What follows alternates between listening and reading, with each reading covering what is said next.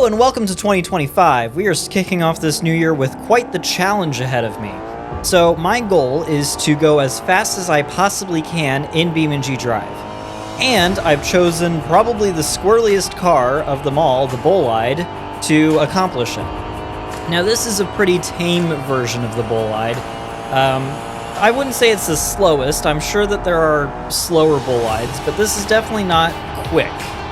Well, there are slower cars, but this is definitely not the fastest example of the Bolide. In fact, this is probably slower than the default Bolide. But nevertheless, for getting used to the driving characteristics, this is a good vehicle.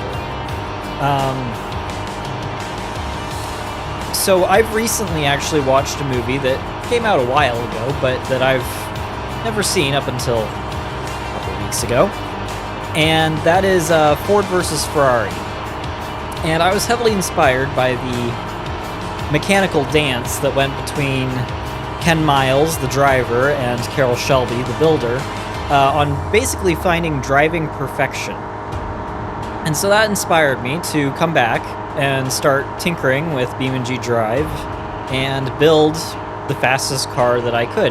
Now, I could have gone more into detail with, like, automation, but, I didn't feel like that. So I just, started downloading mods of different engines, different drivetrain configurations, and a whole bunch of different stuff until I could, kind of figure out exactly what it was that I wanted. So my goal is to complete one lap with each vehicle and tell you my thoughts on the car. And hopefully this video is not too boring. The beginning may be a little bit slow because, again, these vehicles are slow. They're very basic configurations. And I might not leave the whole lap in the video either. You'll probably see some cuts in there, especially at the beginning with the slower vehicles.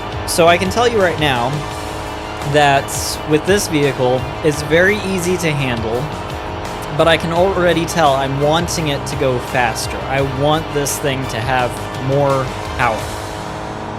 And I am not necessarily going to comply with all the rules of Le Mans or race cars or anything like that. Again, it's about the driving experience. That is what I'm looking for. I am looking for that golden ratio of driving perfection. So there is one lap, and I can already tell you we need something faster. So let's stop the vehicle, and let's grab a different one. Okay, so here we are. This is quite a bit of a faster. I mean, this still isn't race car territory, but this is heavily customized, heavily tuned, fast Bolide, and. Yeah, I mean, it's a decent performance upgrade over what I had, but,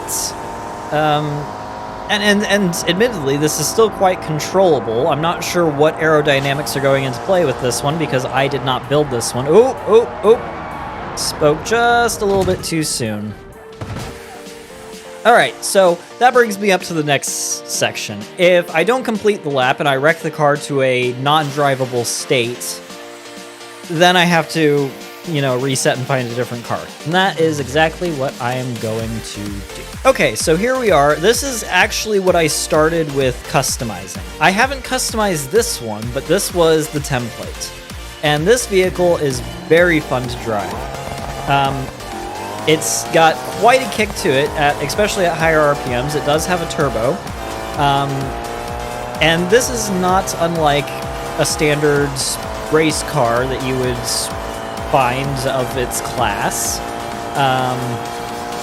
which is different from where we're going to go with it, because starting with the vehicle after this one, there's going to be some changes that would count as cheating or disqualify me from any conventional race other than maybe street racing, and trust me, these vehicles are not road legal, so either way, however you look at it, it would be against the rules or the law. Either way.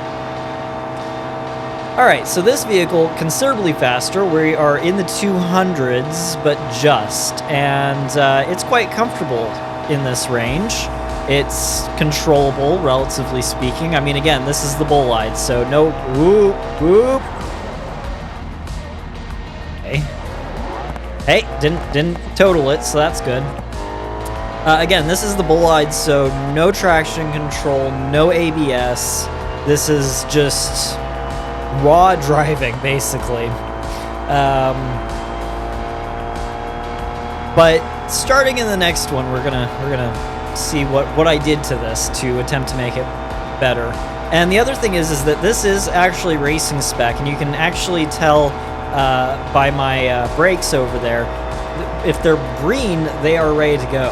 If they're blue like that, it actually means that they're a little too cold and aren't going to be operating at their most efficient. That's typical of race cars, because the first couple of seconds of braking, they heat up so quickly.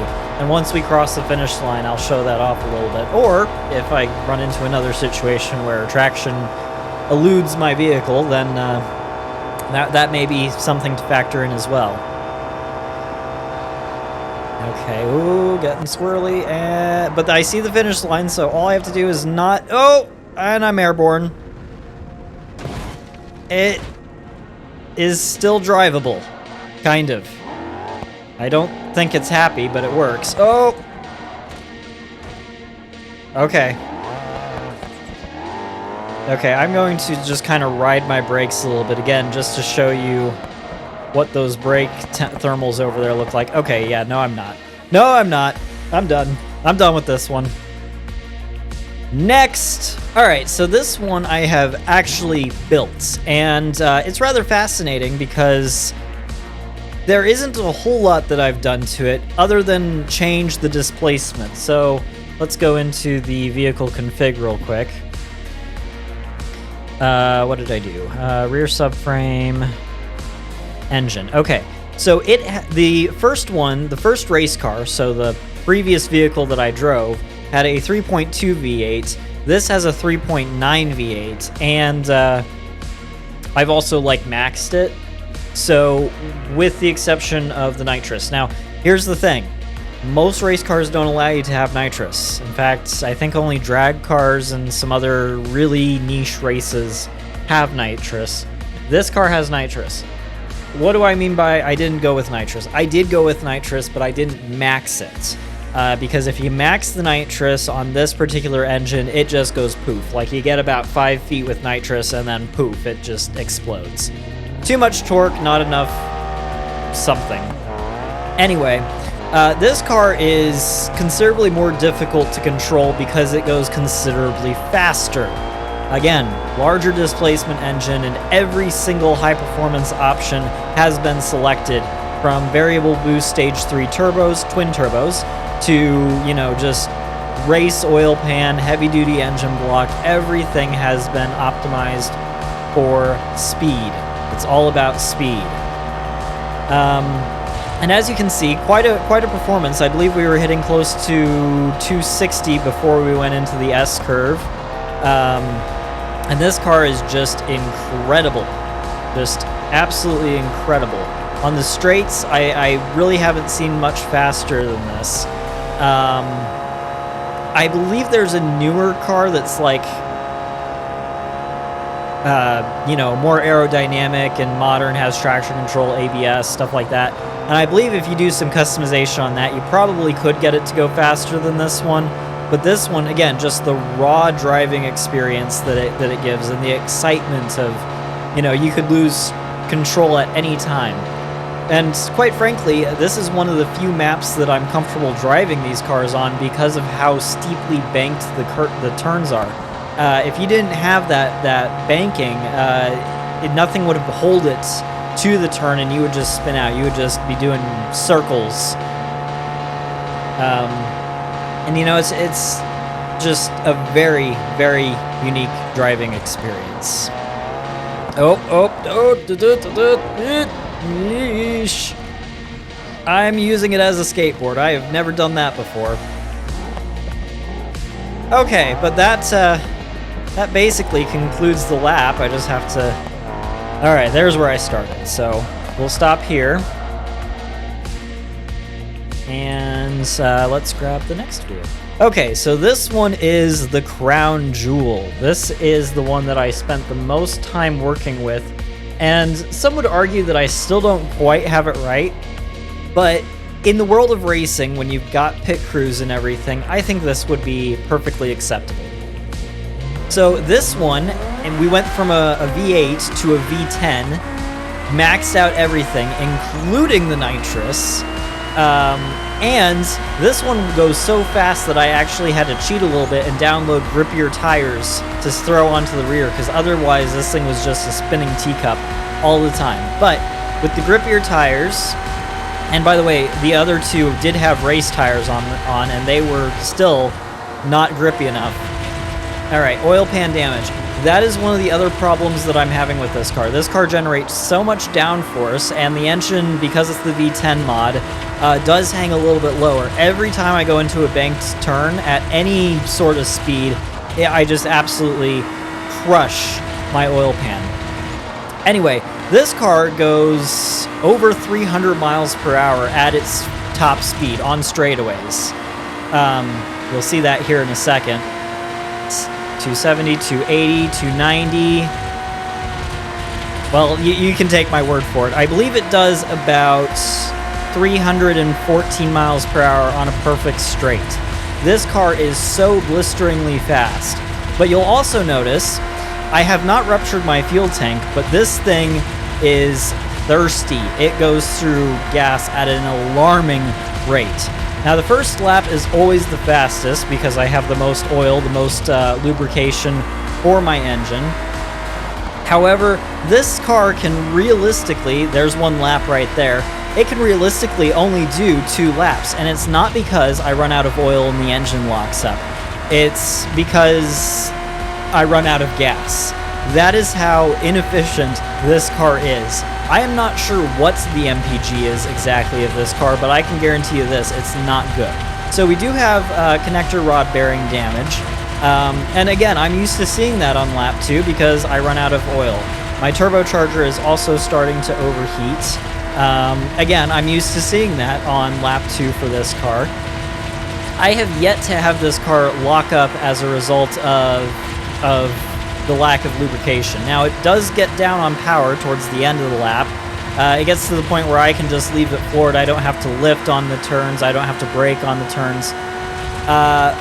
But the big problem, again, is the fuel consumption. This thing just guzzles gasoline at such an alarming rate that 2 laps is all I can do. And again, for a race car, that's fine. You know, you stop in at the pits, you get a fuel up, and you're off to the races. So I don't view that as being catastrophic on a race car. Now, if this was a road-going vehicle, that would be rather alarming because 2 laps in this thing is like, I don't know, maybe 14, 15 miles. I have no idea. Point is that this car would not be able to go very far. So there's 2 laps that I have completed, and there it goes. I am completely out of gasoline. So, I forgot to do a top speed exactly, so I will do a reset. And I want to get the exact top speed of this vehicle because I have a challenge for all of my viewers. I want to see if you guys can top this top speed, and we will put it in slow motion before I hit the curve. Because, again, I want to know. Alright, here we go. 250, 270, 280, 290, 300... 311. I saw 313. I saw 313. I guarantee you I saw 313. So if you can beat 313, I want to know what the speed was in miles per hour and what vehicle you achieved it on, because I think that would be very interesting. And also let me know what mods you used to achieve that speed, because my guess is that mods will be involved, or some sort of engine configuration or tweaking. Here's the rule. You can use mods to modify the in-game cars, but you cannot just go and download a whole car. It has to be an in-game car. I want to know what mods you used, what configuration you used, and how fast you got it to go. Leave your answers down in the comments below. Until next time, peace!